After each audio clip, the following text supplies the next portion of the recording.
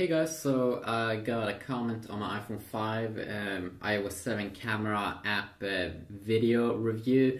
He wanted to know if it did look exactly the same on the iPhone 4. So you can see I do have the iPhone 4 up here at the top. It's the A1332, have the latest beta and all.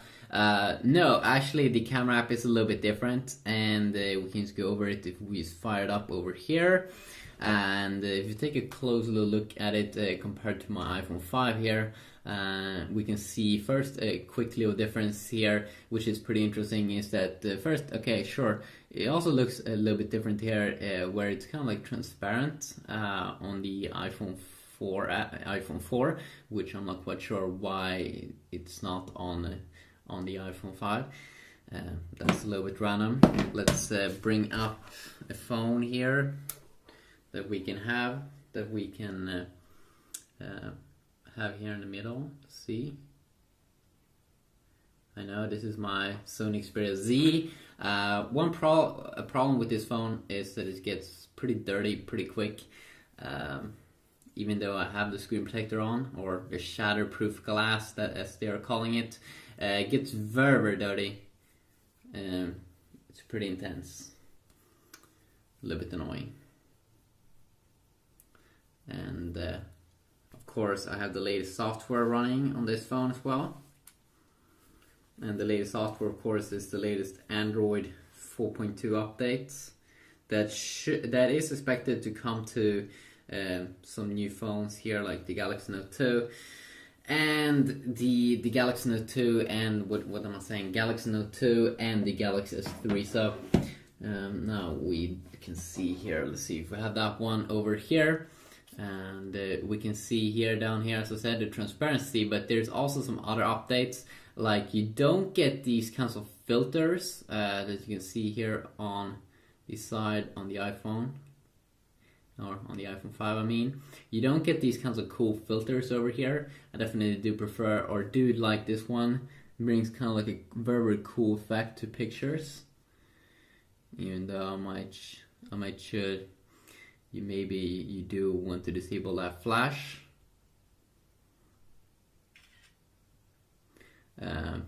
Makes pictures looks a little bit cool, I think. That's one of my favorite filters.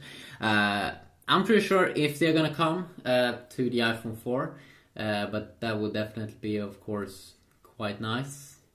You can see that this one shines up also when you're using a filter. And sometimes I'm really not sure how this system works, how you disable it. Do you just do a one tap? Do you hold in? I'm not sure. Let's go back to the default mode.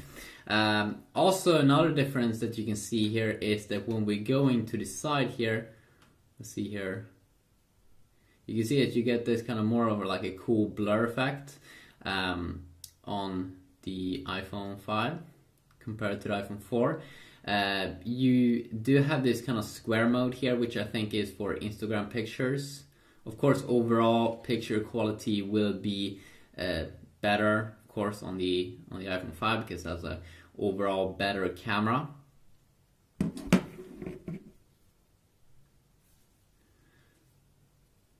Of course, it's very, very hard to see. This was just a quick little test here.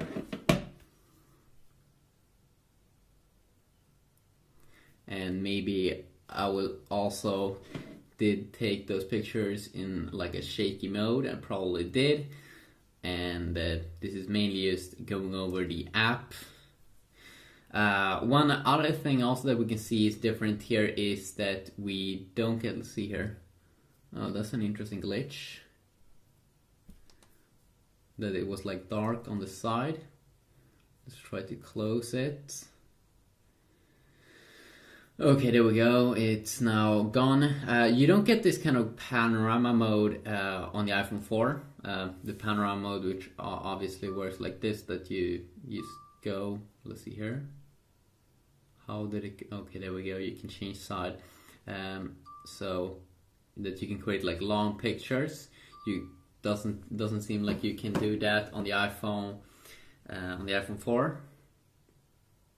and it's probably not going to be a well ball. Let's see here. You can see it's a little bit shaky here because all it did is pretty shaky. But if you have a lot of people, or if you have something big that you want to take a picture of, or you just want to have a big view or something, of course that's awesome on the iPhone 5.